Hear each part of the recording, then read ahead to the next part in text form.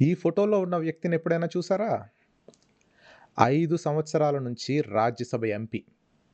అది కూడా మన ఆంధ్రప్రదేశ్ రాష్ట్రం నుంచి. పేరు పరిమల్ నత్వాని. తెలుగు పేరులా లేదని ఆలోచిస్తున్నారా? అసలు తెలుగోడైతే కదా!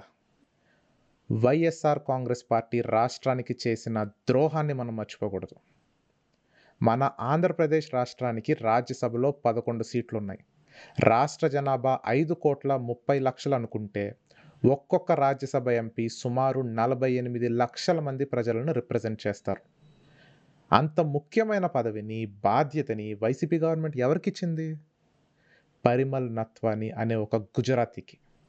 మన రాష్ట్రంలో గొప్ప నాయకులు లేరా? మేధావులు లేరా? ఎక్కడో గుజరాత్ నుంచి తెచ్చుకోవాలా? యూట్యూబ్‌లో టీవీ9 వీడియోస్ ఇంకా ఉన్నాయి. అంబానీ గారు వచ్చి అడిగారంట, జగన్ గారు ఎంపీ సీట్ ఇచ్చేశారంట. అడగడానికి ఆయనెవరు? ఇవ్వడానికి ఈయనెవరు? 48,00,000 మంది రాష్ట్ర ప్రజలని రాజ్యసభలో రిప్రజెంట్ చేసే బాధ్యతని గుజరాతీలకు అమ్ముకున్నారా? రాష్ట్ర ప్రయోజనాలు అసలు అవసరం లేదా? ఇదంతా జరుగుతుంటే ప్రజలేం చేస్తున్నారు? మీడియా ఏం చేస్తుంది? ఈరోజు మన రాష్ట్రంలో వైసీపీ ఆల్మోస్ట్ మాయమైపోయింది.